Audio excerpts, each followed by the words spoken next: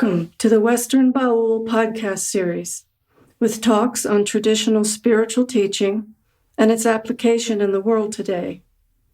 The intention of the series is to offer something useful to those who are drawn to study themselves and engage practice of the spiritual path. New talks are posted by the first of each month. The content of the talks is for informational purposes only and not to provide any kind of counseling, medical, or professional advice. This podcast is titled The Transformative Power of Guarding One's Speech and was given by Bandhu Dunham in Prescott, Arizona on May 16, 2020. Bandhu gravitated to the spiritual path at a young age and has been the writer and editor of a spiritual publication.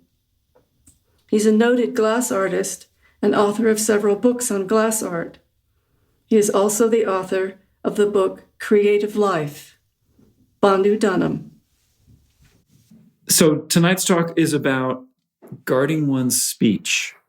And it's going to have a few sort of main sub-themes in that about mindfulness and sovereignty and energy management and action. And I've got a few quotes from Nisargadatta Maharaj.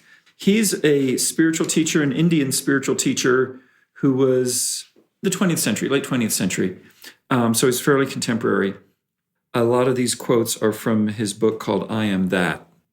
One of the things Nisargadatta Maharaj said is that words are pointers. They show us the direction, but they cannot come with us. So that's a good thing to remember about speech in general.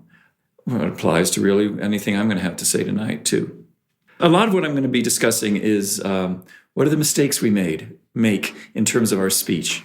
What are the pitfalls that we fall into? And then, what's behind that and how can we avoid them? So like the symptoms, the causes, and potential remedies. So talking about carelessness in speech or lack of mindfulness, let's talk about the symptoms first. And I think these are things that everyone's pretty much familiar with in life in general.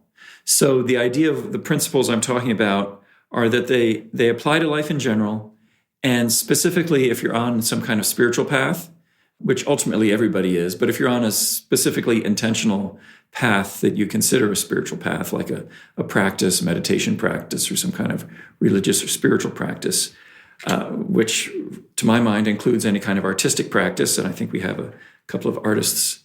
We have a few artists in the audience. So symptoms of carelessness or lack of mindfulness in one's speech. These are clues that we may have been careless in our speech. So I like to say when I'm teaching people glass blowing, I like to say that it's all in the setup. Everything is in the setup. When you're heating a piece of glass in a torch flame, the way you put the heat in from the very first second is going to affect how much control you're going to have over it, and whether you're paying attention to that. So the same thing is true, I think, in life in general and in tonight's topic. It's all in the setup. So these symptoms that we're going to talk about are things that we actually set up for ourselves in many cases, typically, without knowing that we set them up. So the first symptom I want to talk about is chaos, confusion. Misunderstanding and resentments are aspects of chaos and confusion. Failed agreements or agreements not kept, and vagueness. So these are all symptoms of not having stated clearly what's going on for myself, to someone else, or maybe not listening carefully to what someone else is saying about what's going on for them. So if you are experiencing, you might even be experiencing one of those things in your life right now, right?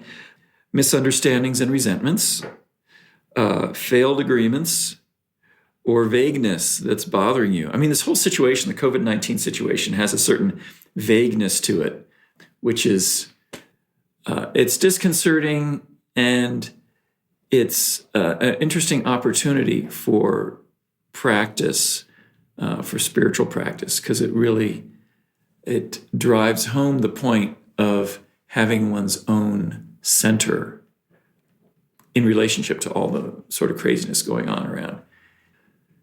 So there are circumstances that are imposed on us where there can be vagueness and there can be confusion. I mean, that's also true.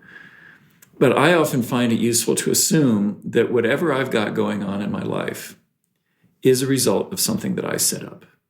So it may not always be literally true, but it can be very instructive to look at things that way, because maybe it's only 40% true that what I'm experiencing is something that I set up. But if I look at it as if it were 100% what I set up, then that opens up a view that is more likely to catch the ways in which it might be something that I set up.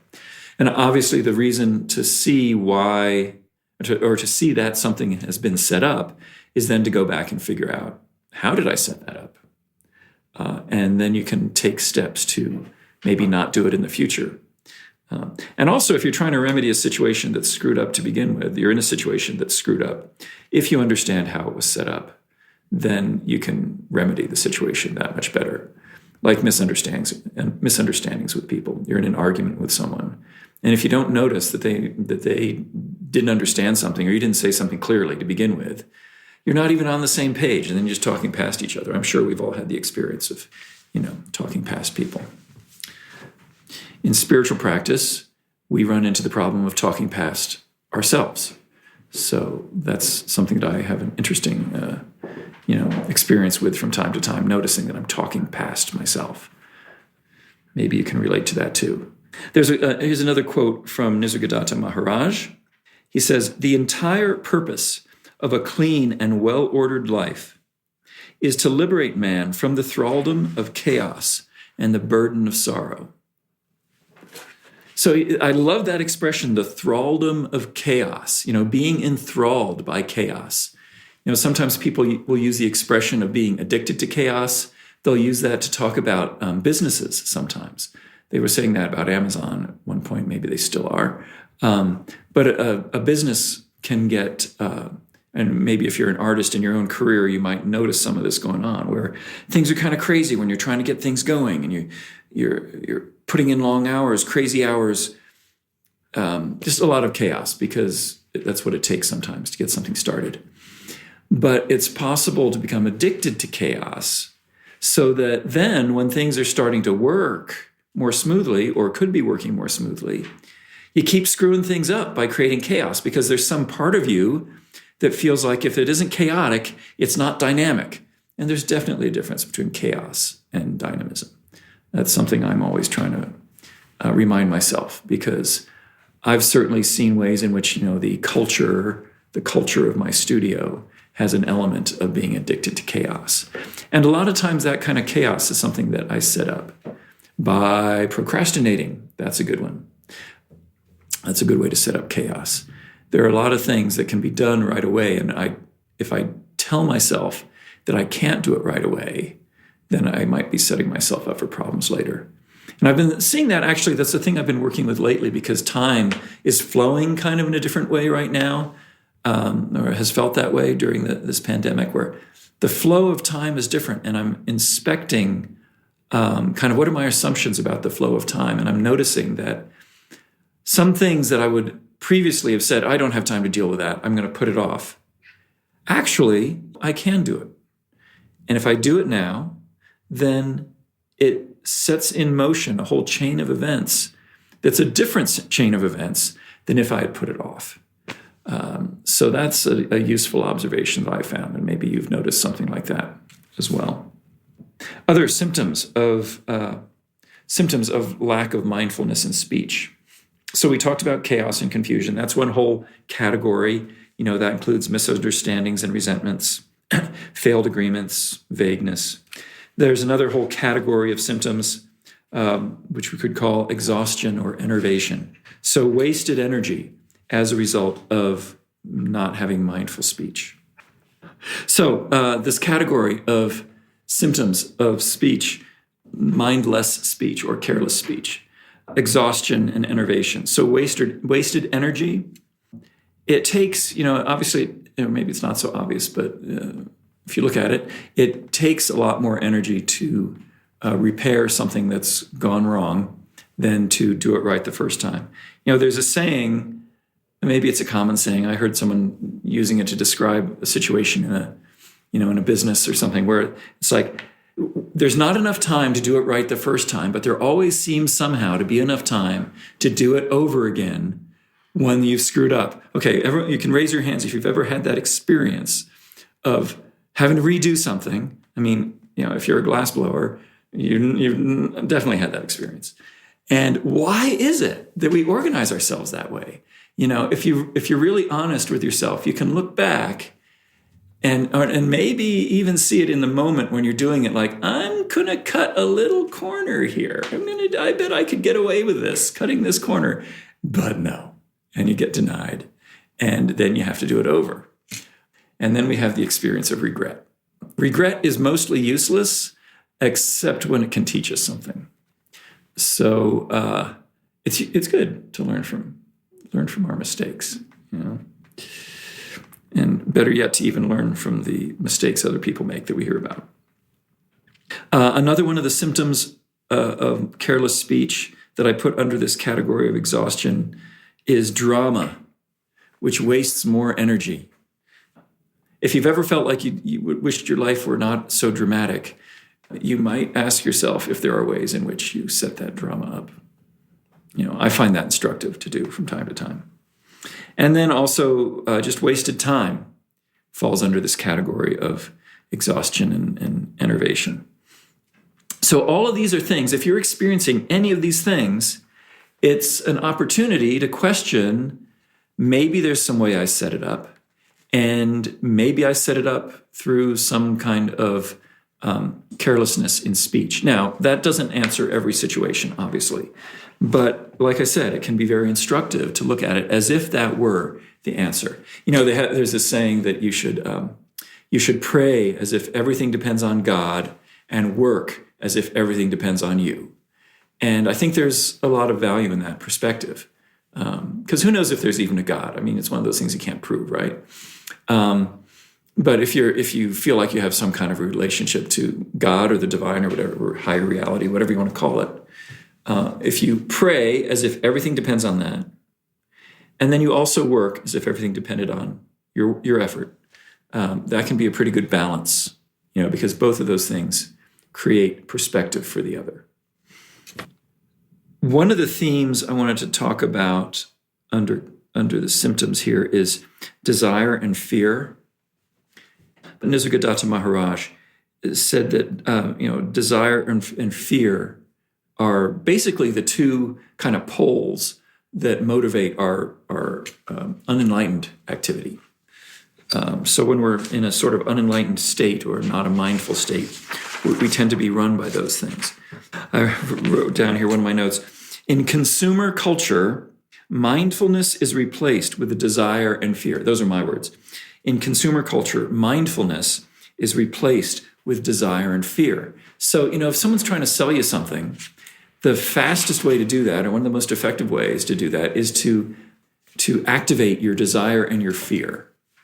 And if you look at a lot of the advertising we have, that we experience in our society, and especially in the political landscape too, there are attempts to, usually successful, attempts to motivate people through desire and fear.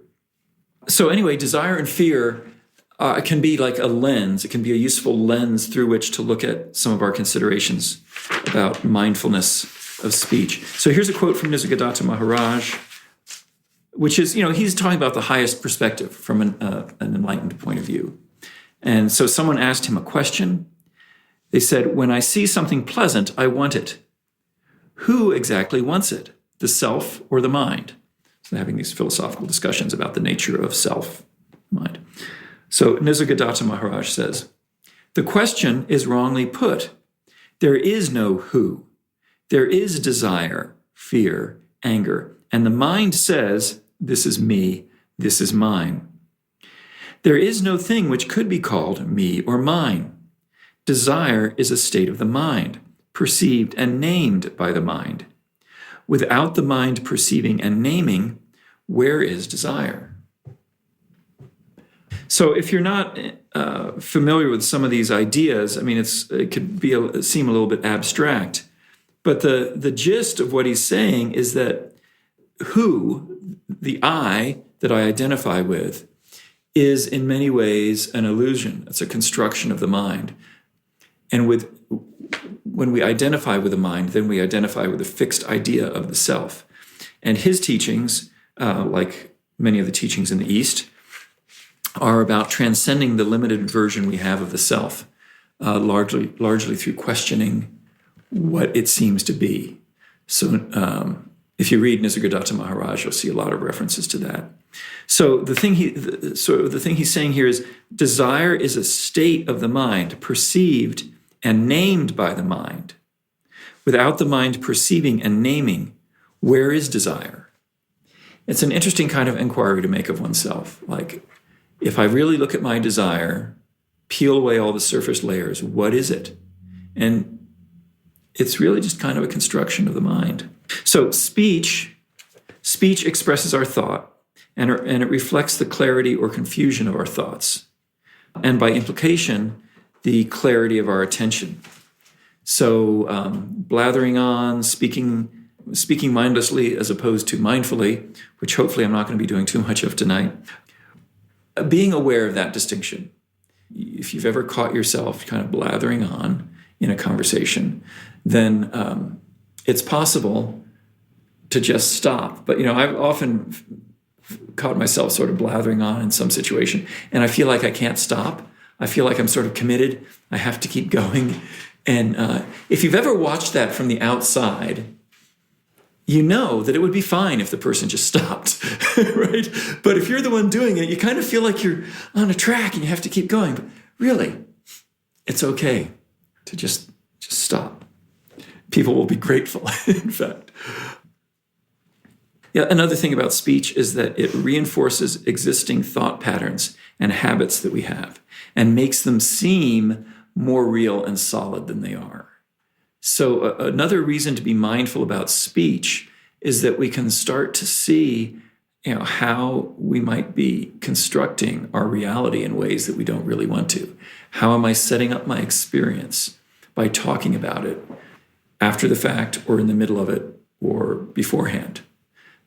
If you've ever used or heard someone use the expression, "this always happens to me," that's a really perfect example of how we can use language to construct or reinforce ideas that we have.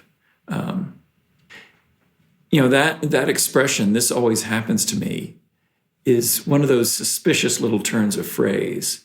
Just like when someone says, if you're in an argument with someone, and maybe you've said this yourself, "you always blah, blah, blah, blah," or "you never da, da, da, da, da, da." Those are real good indicators that there's some kind of mind trip going on, and that we're interpreting things in a fixed way that may not be conducive to a harmonious and fruitful resolution of whatever the argument might be about, really. So "you always," "you never," or, "I always," "I never." And also these things like, "this always happens to me." If I catch myself saying "this always happens to me," it usually means that I had an expectation about what I was going into, and that I have they used to call an est, listening for. You're listening for something, you're just waiting, and maybe in an intimate relationship or even just with anybody you know well, or at work, you might notice that you have a listening for, like for your boss to say something in a certain tone of voice, and it might trigger something in you. So a lot of the drama that we have in our lives, situations like that, for example, so-and-so always says or always does such and such a thing that sets me off in some way. That whole drama could very well be something that we're constructing ourselves. In any case, we're constructing part of it. So we've talked about some of these symptoms of speech that is less than mindful. The causes for less than mindful speech are many, but I think they can kind of, we'll try to boil them down to some categories.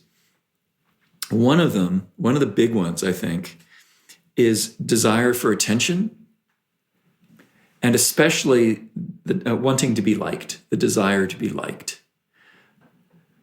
So many times I've observed people saying things that weren't really well thought out or maybe ill-advised based on a desire to be liked, or making promises that you can't keep based on a desire to be liked. Now, I'm saying that I observe this about other people because, of course, it's always easiest to observe things about other people.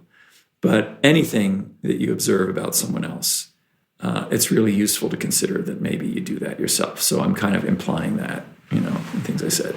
In fact, if you study Castaneda's books, which are really great, one of the things he says later on is that the only reason we perceive anything is because it resonates with some, he calls them luminous fibers, and we won't get into that tonight.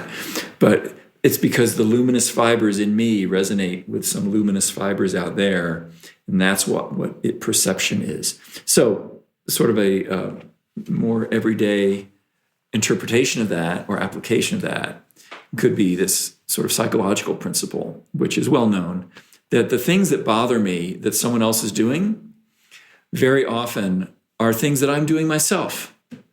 So if I'm honestly observing myself, self-observation being a very powerful spiritual technique, if I'm honestly observing myself, then I will notice, usually, that the thing that bothers me that someone else is doing is actually something that I do myself sometimes, a game that I play. And that's maybe why it's so annoying when someone else does it, because I sort of understand what's behind it, They're doing that just to get me. They're doing that just to get me. And maybe it's because when I do that, I'm doing it just to get someone else. Right? So wanting to be liked can be a real strong source of mindless speech, because wanting to be liked leads us to say things that maybe aren't really true, making promises that we can't keep, giving a sort of an interpretation to something that maybe isn't really accurate. If you saw that movie Gallipoli out years ago, there's a moment where they're about to go into battle, and some officer, he wants to please the senior officer, and he says, "Oh, well, our flag has been seen in the enemy territory," which was completely not true. But he's wanting to be liked, and he says that to the superior officer to try and give him something nice. And as a result, in the way it's portrayed in the movie, they make the decision to go in and attack, and it's basically a slaughter, suicide attack. So, wanting to be liked, it can have life or death consequences in certain situations. Personality types, there are some personality types that just are more prone to careless speech, and sometimes that can be endearing. What is it, double Aquarius? I think double Aquarius, they tend to kind of overshare. If you've ever been with someone who overshares, it can be embarrassing. Many times it's harmless, but sometimes you sure wish, that maybe that was a little bit too much information that you didn't really want. Also, just being on autopilot, when you're talking, you're not really paying attention to when you're talking, you're in a conversation, maybe you're distracted, or you'd really rather be doing something else. So that can often lead to mindless speech. Being on autopilot, just not paying attention. Seduction by others. Certainly, most of us had the experience of being seduced into careless speech based on something someone else is saying. In the political arena, that's the kind of thing happens all the time, where someone will lead a crowd into saying that, cheering things that are sort of unconscious. But there are many situations where someone else entices us to speak carelessly. So that's something that on one level, maybe it's not fair to say that I'm responsible for that, but on some level you're responsible for whether you're letting yourself be seduced by an enticement to careless speech. There's a French teacher, spiritual teacher, Arnaud Desjardins, and one of his teachings is that the mind, I think this is from Arnaud, the mind just generates thoughts. It does. You may have noticed your own mind doing that, just generating thoughts. You're not really responsible for the first thought that your mind comes up with, when you're faced with some stimulus, someone looking at you funny or something happening. The first thought that comes up, the mind is so fast, you're not going to control it. However, you're responsible for the second thought. So that's a very useful distinction, I think. The first thought that comes up, maybe I can't control it. But what comes next? What chain of thought is then going to be taking place? I have some responsibility for that. So being seduced by situations or people enticing you into careless speech. Borat was an artist at that, right? Sacha Baron Cohen, some of his Borat and some of his other characters that he's done.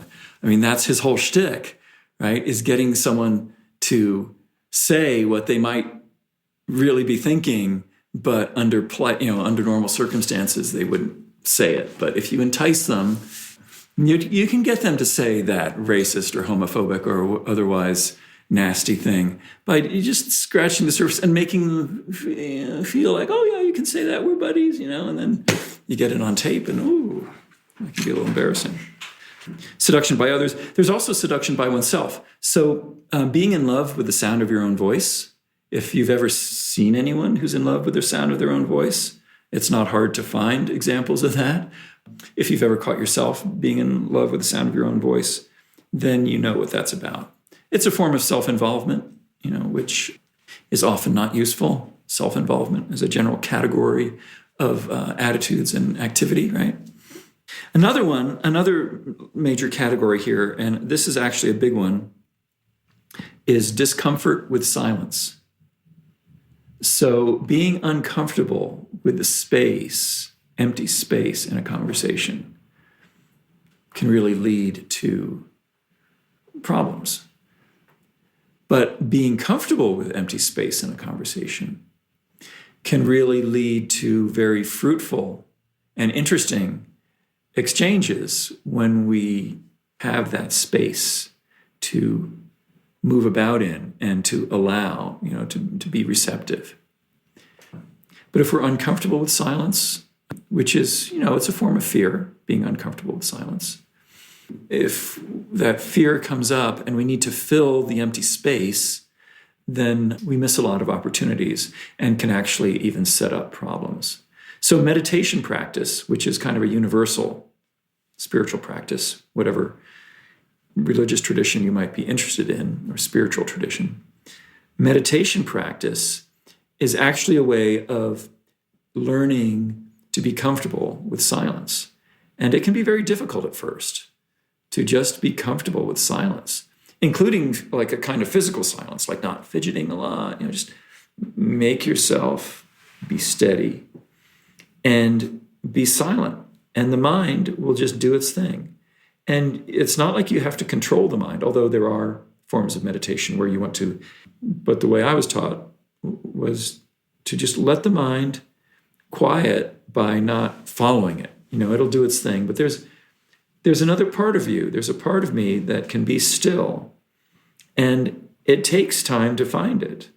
If you're in a real hurry, you may not be able to.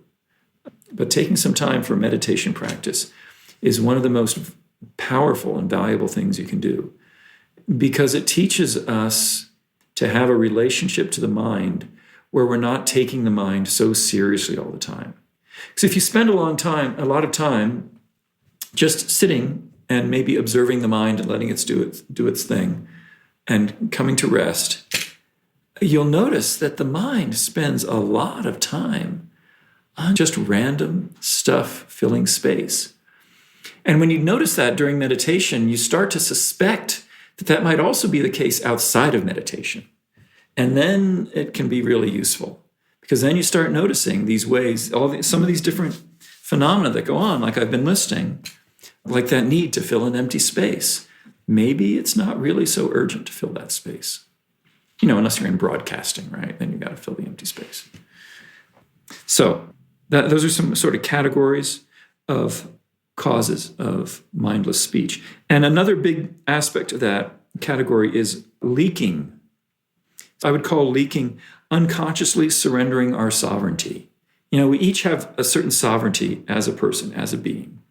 In American society, that gets really overblown in a lot of ways. as a means of manipulating people. It's interesting how the idea of personal sovereignty is used to manipulate us by people who either are seeking to dominate us politically or economically, by making us consume whatever it is they're selling. So sovereignty, individual liberty, yay, is like a selling point. But there's something else. There's a legitimate kind of sovereignty that we all have.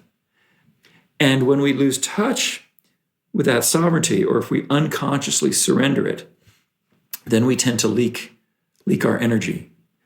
And one of the forms of leaking is unconscious speech.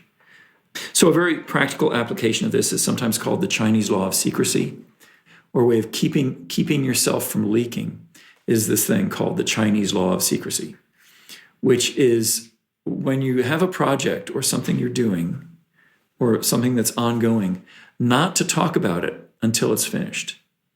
That's one of the large categories of mindless speech, is talking about something that hasn't manifested yet, that's a half-baked idea or an idea, that a process that's in the midst. And sort of metaphysically speaking, it just leaks the energy out of it. I have something I'm working on. If I start telling people about it too much, there's some ways you can share a little bit, but if you share too much, then the energy can go out of it.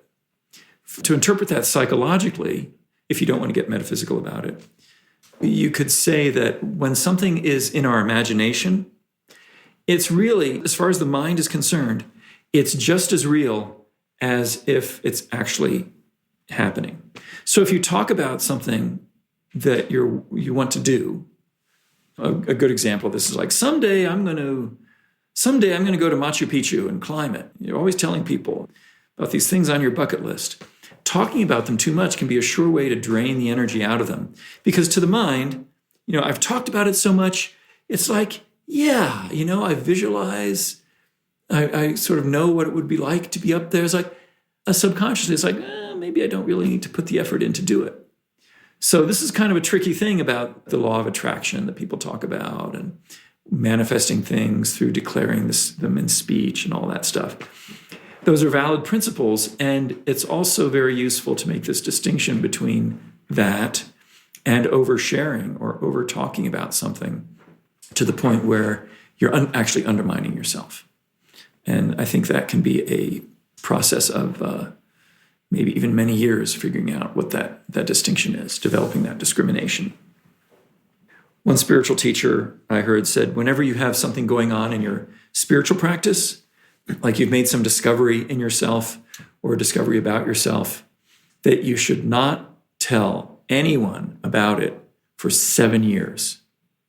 That you should guard it as your own private treasure, deep within the recesses of your heart, your psyche, whatever, until it really develops solid roots and is firmly established in your body. 7 years, I don't know if 7 years is really necessary. Although they say 7 years is the amount of time it takes for your body to replace all of its cells. That every 7 years you kind of cycle through a whole complete replacement of all the cells in your body. So maybe that's a reason. You want it to be kind of ingrained, whatever spiritual progress you've made, ingrained in your cells before you leak it out, before you let other people mess with it, whether they're messing with it unconsciously or not. Other forms of leaking. Thinking out loud can sometimes be a form of leaking. In relationships or at work, your workplace, little side comments and quips that we make. Has anyone here ever made a little side comment or a quip? Perhaps to the person you're intimate with? Something that's a half-formed thought that kind of leaks out in some little way.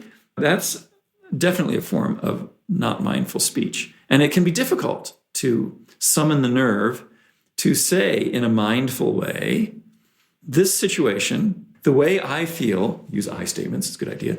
The way I feel in this situation is da-da-da-da-da-da-da. The way I feel when the garbage has not been taken out for 2 weeks is da-da-da-da, to give a very mundane example, but I'm sure you can fill in your own. So the little side comments and quips, it's a way of leaking energy. It's like we don't want to fully commit to what we're feeling, but we want to kind of let that energy out. But those little quips, often we're better off saving the energy behind that and then having an intentional conversation about, whatever it is, the copying machine at the office, whatever's going on with the copying machine. Oh, and under the category of leaking, sometimes we talk about things in order to impress others, right? So again, that Chinese law of secrecy thing. And it's tricky in this world, the world of social media, because you want to keep your audience engaged, right? If you're promoting yourself through Instagram, you want to posting, as an artist, you post works in progress or things you're developing. It can be dangerous to post something too soon. I've definitely noticed if I post a project I'm working on, either too soon or at certain critical stages, it can actually be harder for me to get back to it, especially if people give it a lot of likes. Like, here's this half-finished piece, and it gets a lot of likes. And it's like, okay, kind of like on some level, I feel like I've accomplished my goal. I've gotten the likes I want, right? I just wanted to be liked. And then it's harder. I have to wamp up a greater amount of energy to actually go back to that piece and finish it. Some of you may have had that experience too. Letting off steam. Another way of describing this thing about the Chinese law of secrecy is that you want to keep the lid on the pot while things are cooking. You don't want to open the lid and let the steam out so that the energy gets away from it. Or another great description of it, I heard this was in an Orson Scott Card book, where someone described, the energy that we build behind a process, or even just our own spiritual intention, developing spiritual power, like Castaneda talks about. It's like building a dam.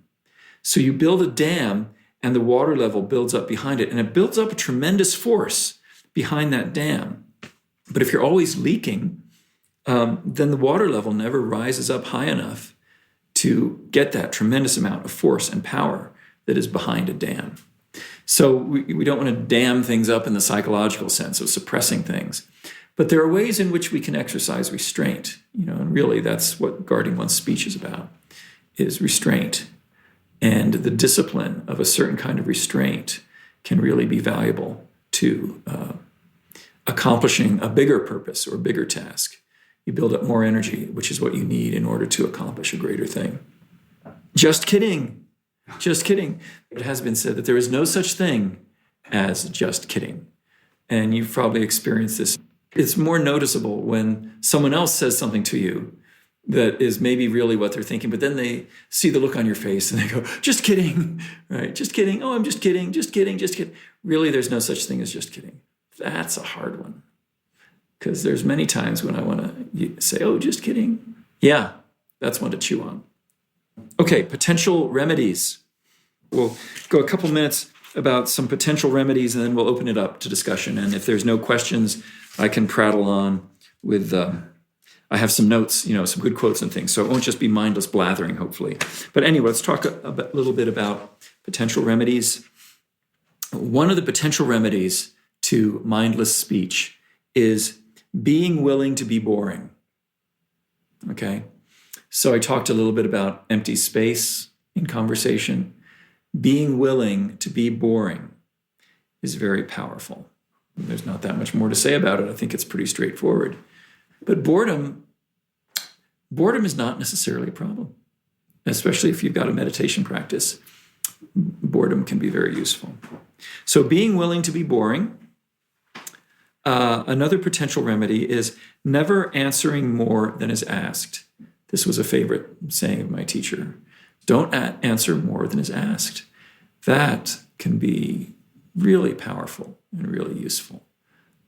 Helps us avoid oversharing, helps avoid dragging things out longer than they need to be dragged out. And it also encourages people that you're in conversation with to ask their questions in ways that are really useful, to ask useful questions. Meditation practice, I referred to that already. Meditation practice is a really great remedy for a lot of things. It's not an instant remedy. It's not, a magic remedy. But what it does is over time, and does typically take some time, over time it starts to reveal to us what our mind is up to in many situations. And that's its usefulness. I mean, it has other forms of usefulness, right? All those physical things they talk about. It's good for your blood pressure, whatever. But real aspect of usefulness of meditation is that it starts to reveal what the mind is up to and how the mind operates.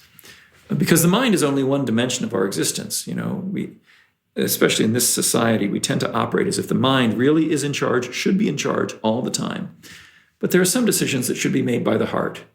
There are some decisions that should be made by the body, by physical intuition responding to. Like, if you've ever been walking around a city at night and you had a feeling you shouldn't go down that street, you know what it's like for the body to make a decision.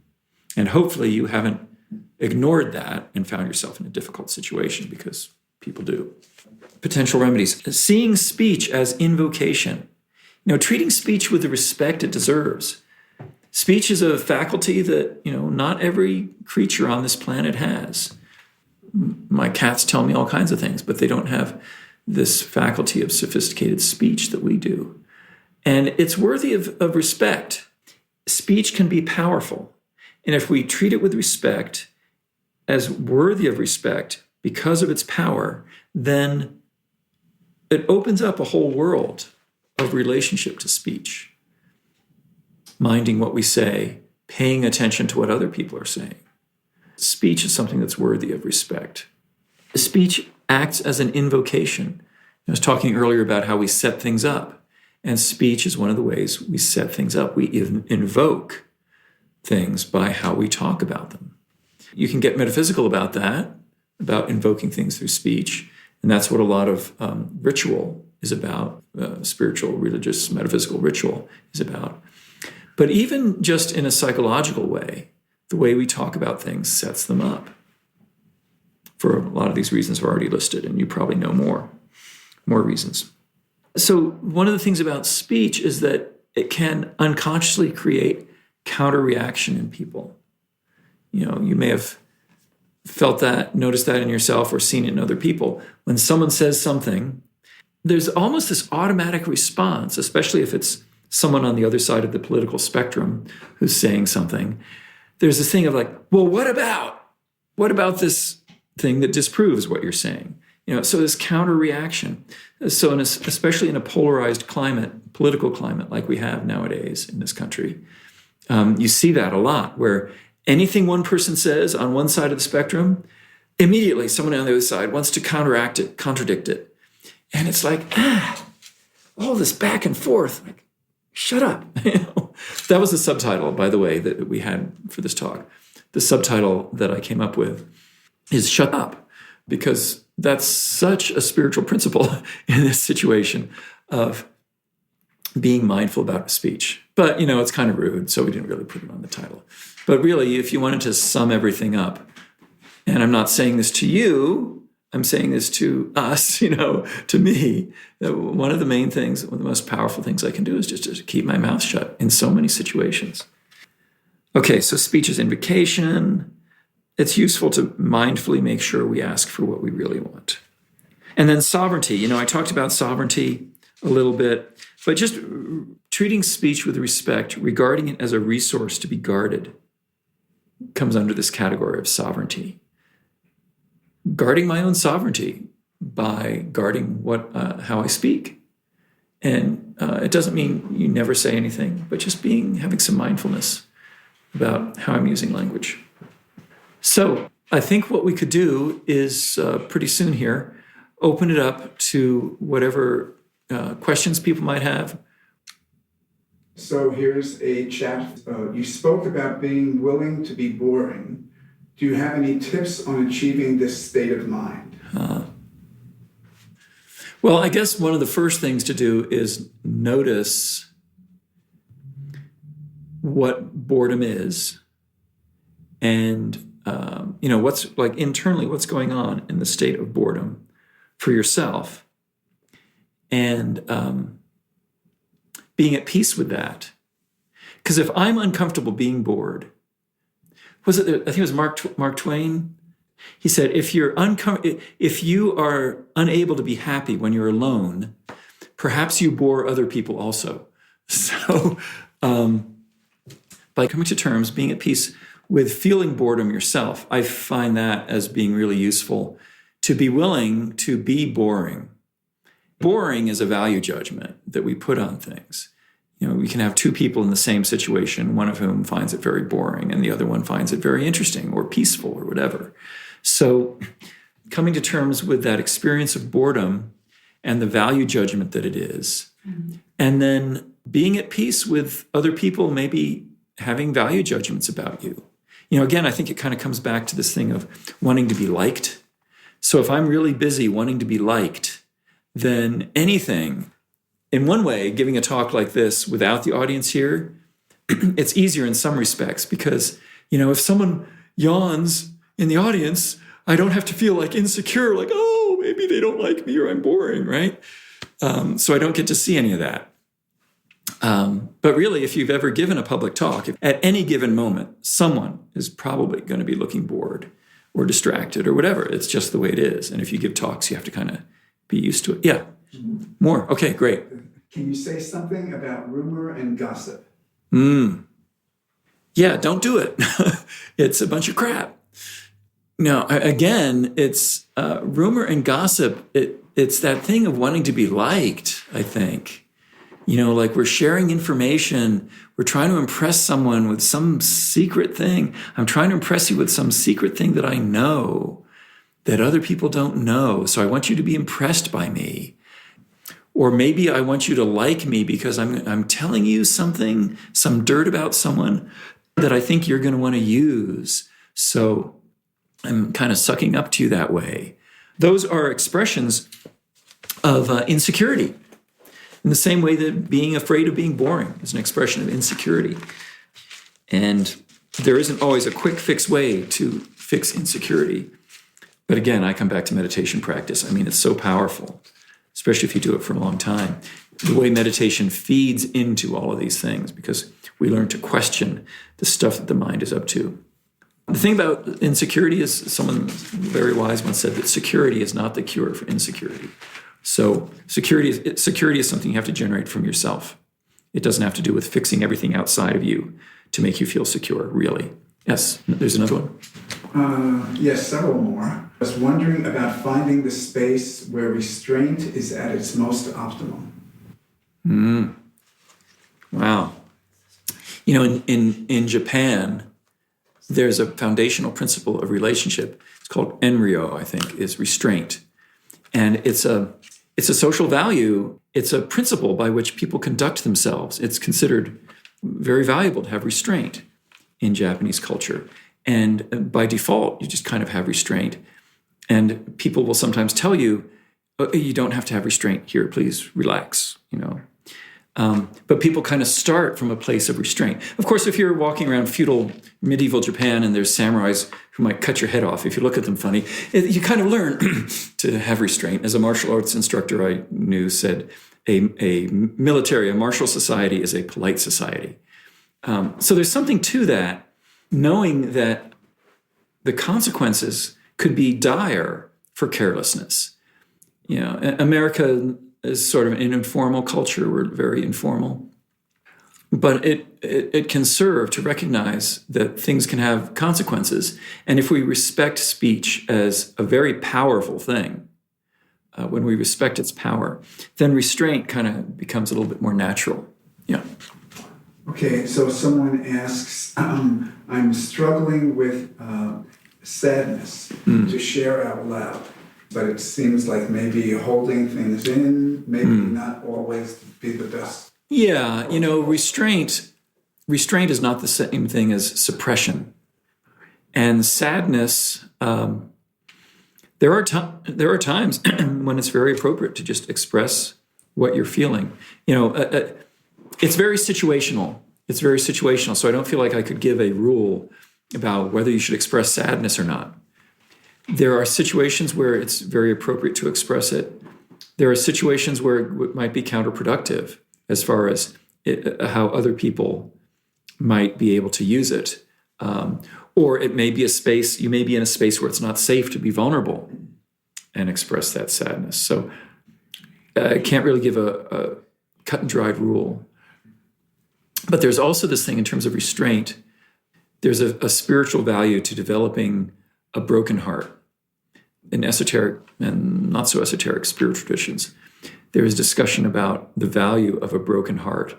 So I don't want to say you must never share your sadness, but sometimes a private sadness can actually be a useful ally. Kind, useful, helpful, necessary. Before imperatives in speaking. Is it kind? Is it useful? Yeah. To ask, so these are sort of questions of discrimination. When you're about to say something, if you have the presence of mind, which is why it's called mindful speech, if you have the presence of mind to ask yourself, is what I'm thinking of saying kind? Is it truthful? Is it helpful? Is it necessary?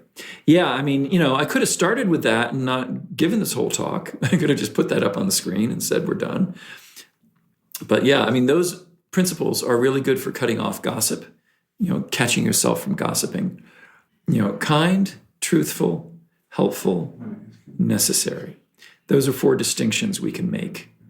And each one of those could almost be a whole topic of discussion. So I recognize the great value of prohibitory speech and mindful speech. Could you speak to the value of eloquent or virtuous speech? Yeah. My teacher's teacher really encouraged people to practice praise as a spiritual practice. There's something that happens when you praise things. And, obviously people have a practice of praising God in different traditions. But praise itself, and especially if you can bring yourself to praise something that you might even have negative judgments about, bring out some form of praise, it helps bring things into perspective. When people give you flack, you try and praise and respect the good they've done. Even your enemies, put that into perspective. And eloquent speech, taking the time to speak eloquently can be very powerful. To choose one's words, the English language has a lot of words, and some of them have subtle degrees of meaning. And there are probably other languages that have even, greater degrees of subtlety, obviously. But if we take the time not to just shoot off your mouth, shoot off a tweet, don't be a twit, shooting off a tweet, just taking the time to consider what one is saying, and writing falls into that same category. There's a whole different momentum behind words that are chosen carefully and with intention. And again, in sort of a ritual context, if you want to invoke something, invoke the presence of a deity, or, if you want to put that in psychological terms, to invoke the energy of what that deity represents, which it can be a blessing or it can just be a form of psychological clarity. There's many ways and levels on which things can be interpreted. Can you say anything about how to distinguish between using speech to build something up and leaking the energy away? So using speech to kind of build momentum behind it. Yeah. I think one of the things is not to be too specific. I'm going to an arts festival with all my glass to sell, and I'm planning to make $1,000 a day, or whatever number you want to create. Being too specific, sharing that with other people can sometimes be a way of leaking. So because you're sort of opening it up. It's like your sovereignty. You want to preserve your sovereignty, so you can share with people. I'm going to an arts festival this weekend. I'm going to be displaying my work. Come on by. Here's my booth number. Here, this is some of the stuff I'm going to be showing. And you leave a sort of an open end, an open space into which the fulfillment of that, whatever your goal might be, you might have that goal in your mind. I'm going to make 1,000 a day or 10,000 a day, or whatever it is. But you might not put that number out. You kind of hold that. But as far as what you're sharing with people, you're creating a space for their energy to come in and support the fulfillment of that. So a degree of vagueness, or of talking about things in terms of the possibility that exists, rather than talking about it as if it's something that is very fixed. Because sometimes, the possibility that is going to show up is better than what you are going to define with your speech anyway. So, yeah, I think that's one of the things. Well, but what about like promoting something that is really valuable that you want people to know about? Yeah. That they might not otherwise. Well, another thing is to tell people about what already exists. So, something that already exists, something you've already accomplished, or information that's really useful that exists, that isn't in a tentative state. I guess that's the distinction, is whether something that has a tentative quality, you don't want to put extra weight on it by invoking unconscious, maybe unintentionally unhelpful thought forms from other people, if you want to be metaphysical about it. The thought forms that people create, like I was saying, when you say something, it often creates a counterstatement in people's mind, if that makes sense. Okay. Any more? Is there principles of meditation that you use? Yeah, like not trying to control the mind, but when I notice it's gone off on a tangent, and I'm kind of going off somewhere, just bringing it back to being present in the space, and a kind of questioning of what's underneath. And if I look at it, if I kind of look below the surface and see, okay, there's compassion, then maybe I can dwell on compassion as opposed to all these things my mind wants to do based on that. And that takes me deeper into a state that's a little bit more primal and I think more useful, really, certainly during meditation. I was thinking about how some really great teachers or really great parents have instructed us in talking to the being of a child. So the child doesn't necessarily even have the cognitive ability to recognize what we're saying by way of language, but what we're doing is we're actually speaking to being, and that's something that I think we could apply to adults as well. So just putting that in there in case you wanted to comment on that. Yeah. Well, definitely an aspect of mindful speech is knowing who your audience is. So on an outward level or a superficial level, it's a matter of knowing, what people's background is. How old are they? What do they, are you talking about the same thing? But on a deeper level, it can be very useful to have the intention to address people's being. Because especially in a situation, like this, I think people are hungry for that, to have their being addressed. And even if you don't say anything like, I'm talking to your being now, just having that as an underlying recognition in what we're saying. I mean, when you're in love with someone, that's kind of what you're doing anyway. You may not describe it in those terms, but that's the experience when you're in love, is you're in communion with, hopefully, or talking to, addressing and listening to each other's being, a deeper level, a more primal level that can even go beneath a personality.